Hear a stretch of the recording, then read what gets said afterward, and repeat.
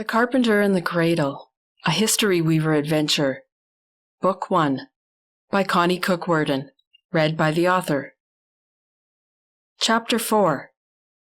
The days of Georgie's stay at Lady Cromarty's apartment turned into 1 week, and then into 2, and then into a month, and then almost 6 weeks.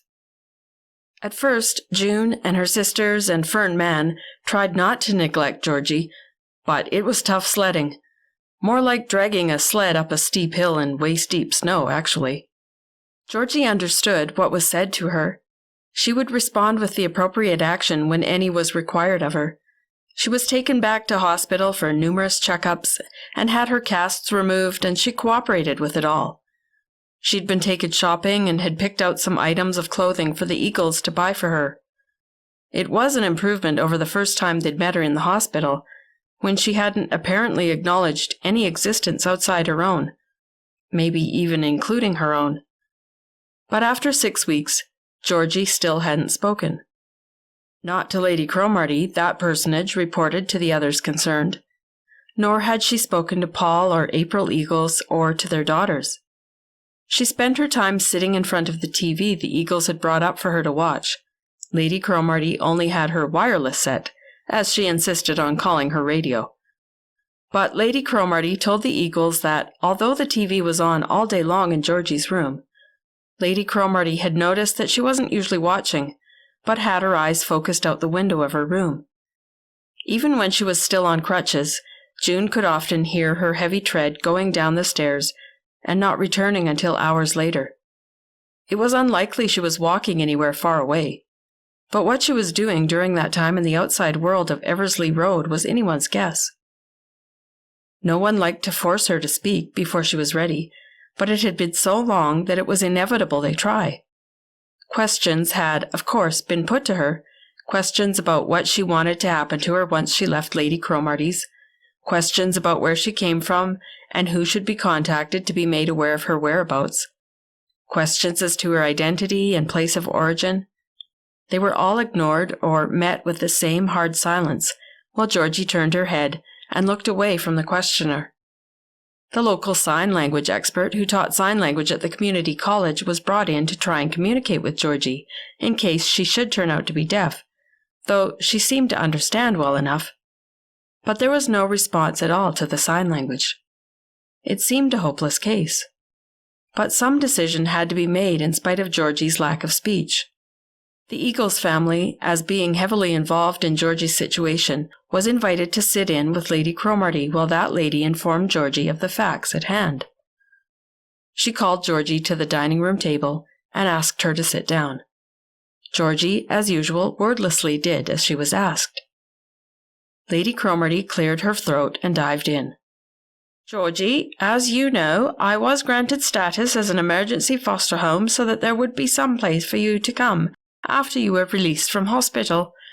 But that was only a temporary condition. Everyone assumed we'd know more about you by now, that you'd be back home wherever that is, or that some more permanent solution would be found in the event that you had no home you wanted to return to.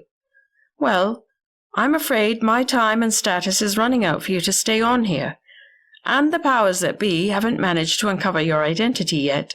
You don't match any missing persons report. Your fingerprints don't produce any results. Your picture's been run through databases and come up empty, and no one's come forward to say that they recognize the picture posted everywhere around. Nevertheless, by week's end, we'll have to take you back to Cheriton and turn you back over to the Child Protection Services office there. They've found a foster home somewhere in the province. We weren't told who or where, so that's where things are. That is, unless there's something you'd like to tell us about where you properly belong." There was a pleading note in Lady Cromarty's usually brusque and businesslike British diction.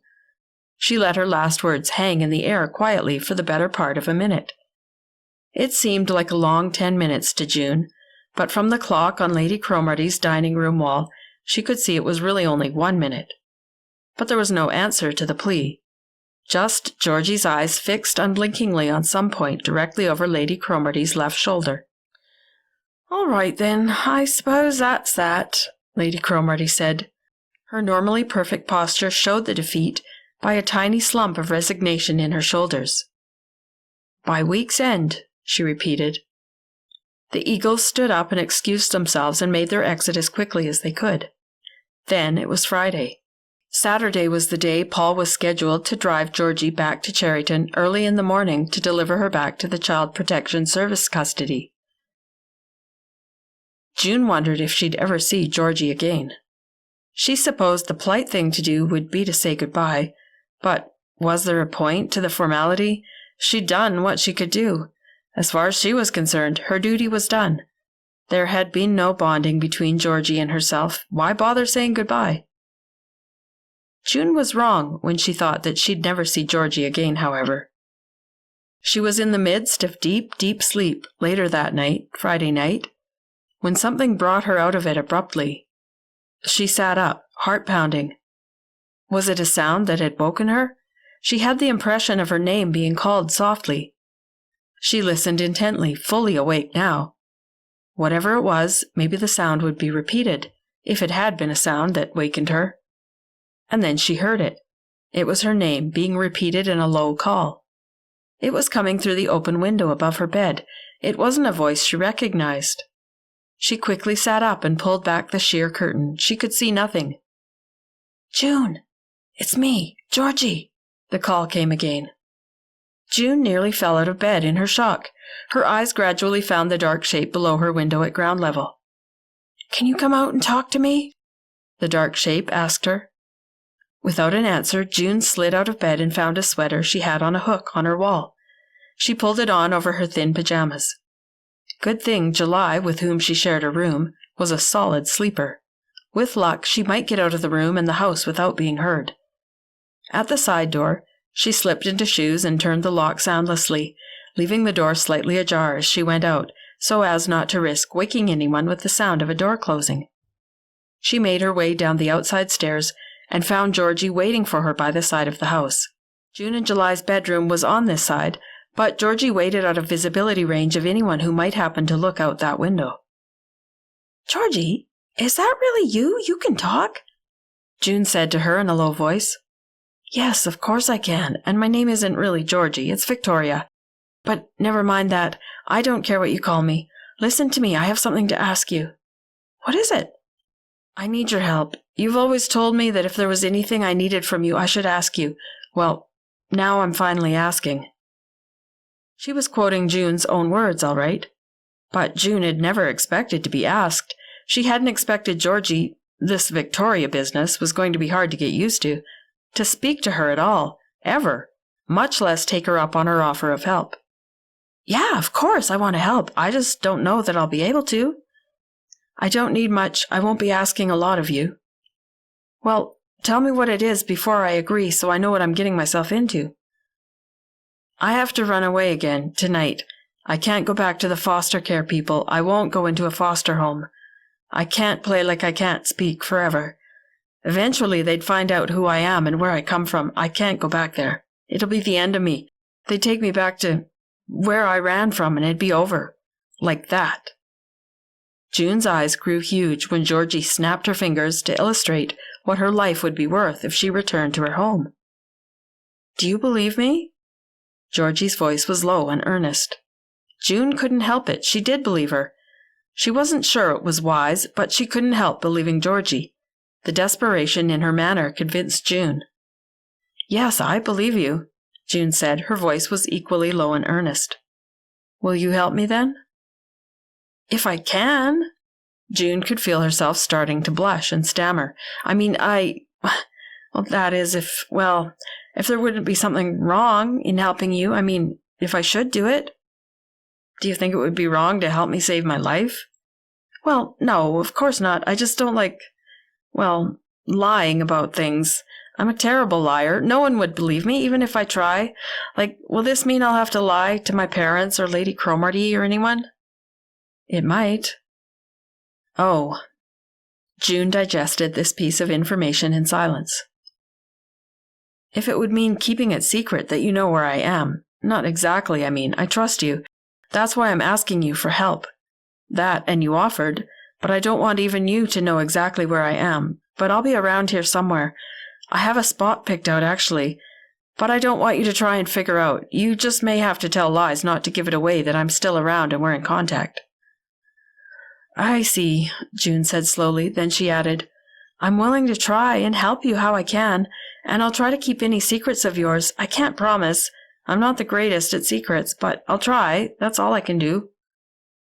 As she said it, she thought, "Hopefully I can get away with it without downright lying. I can always play dumb to things without actually lying, I think." Her new friend nodded assent. "I'll have to take what you can give. I can't survive without some help, so do your best. That's all I can ask. Now, here's what I need from you. I won't be able to do my own shopping, but I'll have to eat somehow. And I'll need some warm things. I didn't want to take anything of Lady Cromarty's. I didn't want to be called a thief or give them reason to get the law after me. But I'll need a few things. I have all the clothes I need for now. Do you have any blankets you can spare? And some food? Try to take things your parents won't notice missing. I have no way to get a hold of any money for now. I can't exactly look for a job.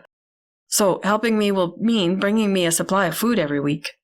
I'm sorry to ask it. I wish I didn't have to. I like to be able to look after myself and not have to ask favors from anyone.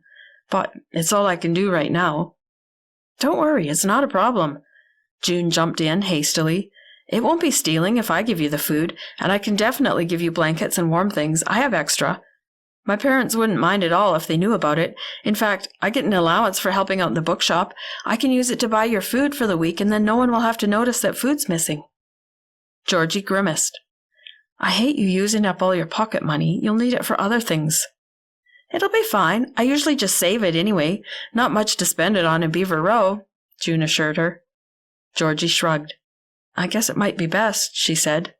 Then she added a reluctant, "Thank you," almost as though the words pained her. "I'll go get you some things right now, though," June said. "It might not be much food. My mom hasn't shopped lately. She puts it off because she hates food shopping. I don't know what we can spare that won't be noticed if it goes missing, but I'll find something. Oh, I know. I can give you all the chocolate out of my own stash. I have a drawer full. I like to save it for a chocolate emergency. I'd call this a chocolate emergency. There's quite a bit. You can have all that, and I'll find some other things, too." June didn't wait for an answer, but scooted as quickly and quietly as she could back around the house and into the door she'd left open ever so slightly. She sneaked the door to the fridge open the least bit, hating for the light to come on, which it did immediately.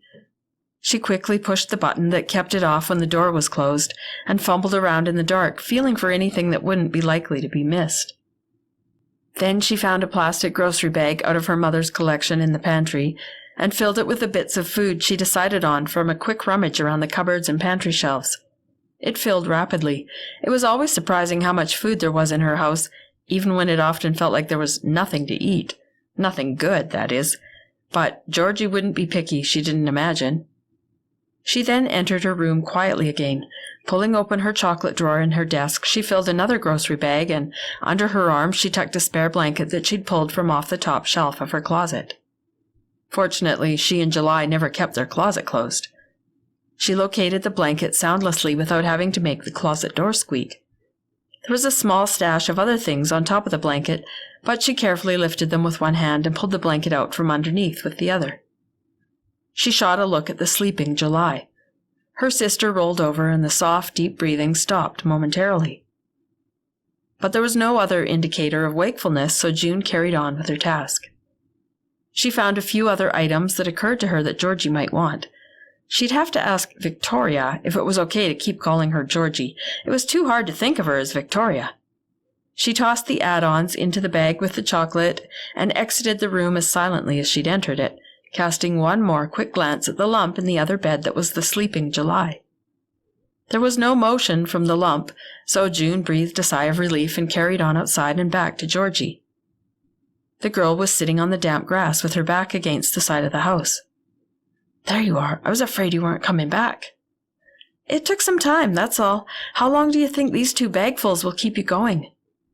"They'll have to last a week. That's fine. I don't eat much anyway. Now, let's make some plans. I have it all thought out. The tree house and that pine tree out behind the orchard, you know about it, right?" "I should. July and I built it with Maylie ages ago. You're not planning to sleep in that thing, are you? I wouldn't trust it to hold me up." "No, I'm not staying there. I just thought we could use it for our drop-off spot." The rungs nailed to the tree for the ladder are still fine. I tested them, so you can climb up and put things inside and I can climb up and collect them. We won't even have to go inside, we can just reach in. So what if we make Friday the drop-off day? Not this Friday, obviously, but next Friday, and then Fridays from then on. I'll know that you'll drop off food on Fridays, and I can show up and get it sometime after. I won't tell you exactly when I'll go, because I think the less you know about what I'm doing, the better. You won't be able to give much away that way, if for some reason you're not able to keep my secret. Okay, so do you think you could do that? Yeah, I'll make sure I find a way to get to it every Friday without being seen and drop off food for you. Good. And if you need to communicate with me for some reason, you can leave a note with the food. And I'll have notes for you, too, if I think of something else I need, or if I just need to tell you something. Okay, it sounds like a plan. Hey, do you mind if I keep calling you Georgie? I can't get used to your real name. You're still Georgie to me. As I said, I don't mind what you call me. In fact, I quite like Georgie. It can be my new name for the start of my new life. Is there anything else you can tell me about you? Why do you think you'll be dead if you go back home? Can't we go to the police and get some protection for you? You can't live like this forever. Even in the dim light, June could see Georgie's eyes turn to steel. I doubt anyone would believe me if I told them the truth. They'd think I was just dramatizing or lying. And I don't want to tell you any more. Like I say, the less you know, the less you can reveal to anyone else. You'd better go back inside now. I'll leave once you're gone. I don't want you to see what direction I go. We'll be in touch, though. As June turned to leave, she felt Georgie's hand on the sleeve of her sweater. June, I haven't really thanked you. It means a lot. It really does to have someone I can trust. And I do trust you. Please don't give me any reason not to. I'll try, June said helplessly. I know. Okay, go inside now. We'll see each other again. I'm sure of it. When all this can be over, I promise I'll repay you with interest, okay? You don't have to, but I will. Okay, but I'm going in now. Good luck. Once again, she crept inside her house and into her bedroom. This time, however, July was sitting up in her bed, and June could feel the glare of her eyes through the darkness. Are you planning on telling me what's going on? July said.